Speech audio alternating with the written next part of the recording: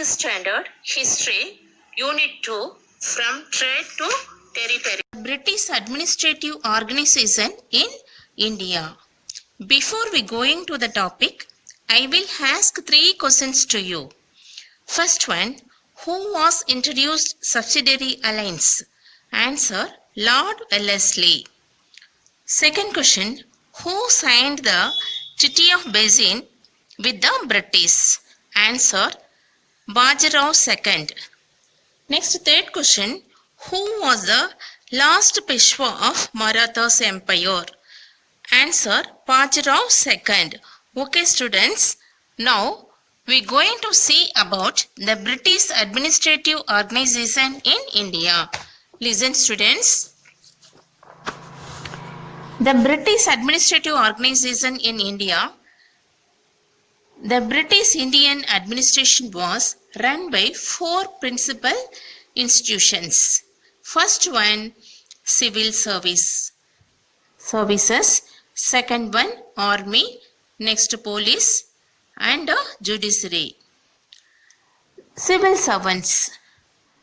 First, we are going to see about the civil services. The term civil service was used for the first time by the East India Company. Who used the civil service? The East India Company was used to distinguish its civilian employees. For used what purpose? Used to distinguish its civilian employees. What is the meaning of civilian? Civilian means non-military persons. Next, translating law into action and collecting revenue were the main jobs of the civil service. What is the main job of the civil service? Translating law into action and collecting revenue. The civil service was initially commercial in nature, but later it was transformed into a public service. Next, Cornwallis, who came to India as a Governor General in 1786. When he came, 1786, enforced the rules against private trade. He enforced the rules against private trade. He also raised the salary of the company's servants, who became the highest paid civil servants in the world. Lord Wellesley came to India as Governor General in 1798. Which year Lord Wellesley came to India? 1798. He introduced the idea of suitable training for the civil servants in India. In 1800, he established the college in Fort William at Calcutta. Where is it established? It established the college in Fort William at Calcutta. To provide what purpose? To provide training in literature, science and language. Training, literature, science, languages. Next, East India College, established at Haileybury in England in 1806. The area of competition for recruitment was introduced first by Charter Act 1833. Next students, in 1853, the system was confirmed by the Government of India Act of 1858. Government of India Act year what? 1858. The maximum age of competitors was fixed at 23. Age limit what? 23. First East India College at Haileybury was abolished in 1858.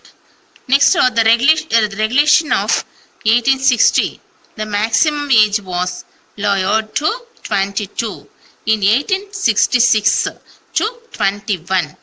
And 1872 age limit to 19. The Indian Civil Service Act was passed in 1861. When did Indian Civil Service passed? The Indian Civil Service Act was passed in 1861 by the British Parliament. Who passed? By the British Parliament. Next, in 1869, only for few wealthy Indians to appear at the ICS exam. The exam was holding of examination center in London. So, only for a very few wealthy Indians to appear at ICS exam. 1869, 3 Indians, Surendranath Banerjee, Ramesh Chandra Dutt and Bihari Lal Gupta. 3 members only became successful in the ICS examination. How many members in India? 3 members, only 3 members. Satyendranath Tagore, the elder brother of poet Rabindranath Tagore. Who was Satyendranath Tagore? The elder brother of poet Rabindranath Tagore. He was the first Indian to pass the ICS examination in 1863. Who was the first Indian to pass the ICS examination?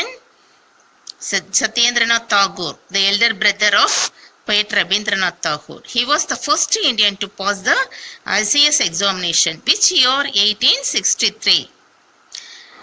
Later, the Indian demanded to increase the age limit and to establish center for examination in India instead of England. In 1892, the minimum age limit 21 for appearing the civil service examination was raised to 21 and the maximum to 23. In 1912, a Royal Commission on Public Service was appointed. These commissions had 2 Indian members. The 2 Indian members named G.K. Kogile, Gopalakrishna Kogile and Sir Abdur Rahim, besides 4 Englishmen. In 1918, Montego and Lord Chelmsford recommended that 33% Indian should be recruited in Indian civil service and gradually the member should be increased. In 1923, a Royal Commission of Public Service was appointed with Lord Lee of Fragham as chairman. Who was the chairman? Lord Lee of Fragham. Next, the Act of 1935 also made provisions for the establishment of a Federal Public Service Commission at the center and the Provincial Public Service Commission in the various provinces. Next, Army. Next topic was students, Army. The Army was the second important pillar of the British administration in India. Very important pillar. The East India Company started recruiting its own army. The Sepoy army was trained and disciplined according to European military standards and was commanded by the European officers in the battlefield. Who trained up to the Sepoys? The well-trained European military. Next one, in 3 presidencies of Bengal, 3 separate armies had been organized in 3 presidencies. Particular presidencies, the Bengal, Bombay and Madras. Bengal, Bombay and Madras, 3 presidencies. Next, Indian soldiers were given less salaries and allowances than English soldiers. In 1857, the Indians constituted about 86% of the total strength of the company's army. The officers of the army were entirely, exclusively, what's the meaning of exclusively? Entirely British. In 1856, only 3 Indians in the army received a salary of 300 rupees per month. The highest rank, Subedar, is the highest rank. The highest rank an Indian could ever reach was that of a Subedar. In Plassey War, 1757, 1950 European infantry, 100 European artillery, 50 English sailors, and 2,100 Indian sepoys. An English army of 6,000 troops was maintained in Bengal.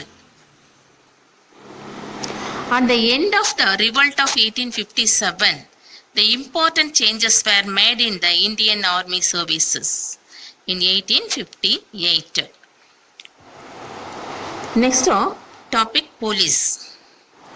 When the East India Company took over the Divani in 1765, the police was the third important pillar of the British administration in India.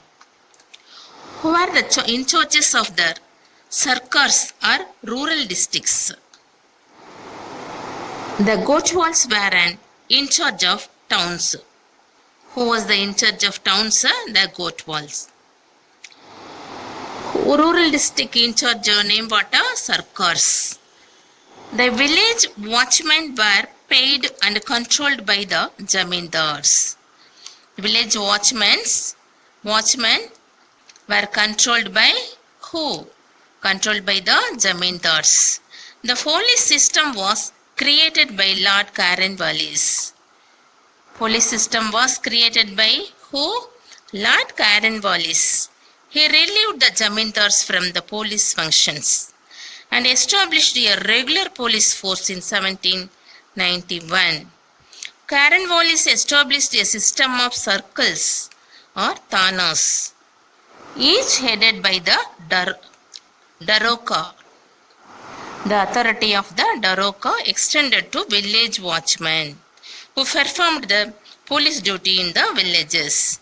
Daroga's duty was to perform the police duties in the villages. Next, the hereditary village police became Savgidars. In the big cities, the old office of Kotwal was continued. A Daroga was appointed to each of the wards of a city. In 1802, Madras Daroga system was extended. In 1802, the Daroga system was extended to Madras. Next, the post of the district superintendent of police was created. The district, in 1808, the superintendent of police was appointed for each division. Later, the district collector was entrusted. What's the meaning of entrusted? To trust to the care of, with the task of controlling the police forces in the district. The main task of the police was to handle crime and to prevent conspiracy against the British rule. Next, a very important topic, judicial system. In 1772, the dual government was abolished. Which year the dual government was abolished? 1772. Dear students, next topic, the subsidiary alliance. Who introduced this system? Lord Wellesley introduced the subsidiary alliance. What purpose? To bring the princely states under the control of the British. Main features of subsidiary alliance and Indian rulers entering into this alliance. A British resident would stay in his capital. The maintenance charge of the army, he should make annual payments. All the non-English European officials should be turned out of his state. The native rulers should deal with the foreign state only through the English company. Not only the British would undertake to defend the state from internal trouble as well as external attack. Merit for the British. What is the merit? The British company maintained a large army at the expense of the Indian rulers. All Frenchmen in the service of the native rulers were dismissed. The British company began to control the foreign policy of the princely states. Wellesley diplomacy made the British the paramount power in India. What is the meaning of paramount? Paramount means supreme power. Supreme power. Next, defects of the princely states. The subsidiary alliance made the Indian rulers weak, oppressive, and irresponsible. Not only they neglected, Indians were neglected and even exploited them. The first Indian state to accept the subsidiary alliance was Hyderabad, and Tanjore. It was followed by Tanjore, Haud, Peshwa, Ponsley, Gwalior, Indore, Jaipur, Udaipur, and Jodhpur. So many states accepted this subsidiary alliance. Next, very important topic, doctrine of lapse. Who introduced? Lord Wellesley was introduced doctrine of lapse. Was one of the chief architects of the British Empire in India. He adopted a new policy known as doctrine of lapse. What purpose he adopted this policy? To extend British Empire. This principle was called the doctrine of lapse. It was bitterly opposed by the Indians. No one accepted this policy. By adopting the doctrine of lapse policy, Dalhousie annexed Satara, which year 1848. Next, Jaipur 1849, Sambalpur 1849. Next, Baghdad in 1850, Udaipur 1858, Jhansi in 1853, and Nagpur in 1854. So many Indian territories are annexed by Dalhousie, Lord Dalhousie. Factors for the success of the British. What factors for the success of the British? Very important factors. Greater naval power. Second one, development of textile, scientific division of labors, economic prosperity, and skillful diplomacy of the British. And so many feeling of insecurity among the Indian merchants, inequality and ignorance of the Indian kings. So many reasons, factor for the success of the British. Next topic, conclusion. The Battle of Plassey was the foundation of the British Dominion in India. Which was the foundation? The Battle of Plassey. Next, it was imperialistic, expansionistic, and exploitative. Next, Indian territories. So many Indian territories were annexed by through the subsidiary alliance and doctrine of lapse. This policy led to a South Indian rebellion,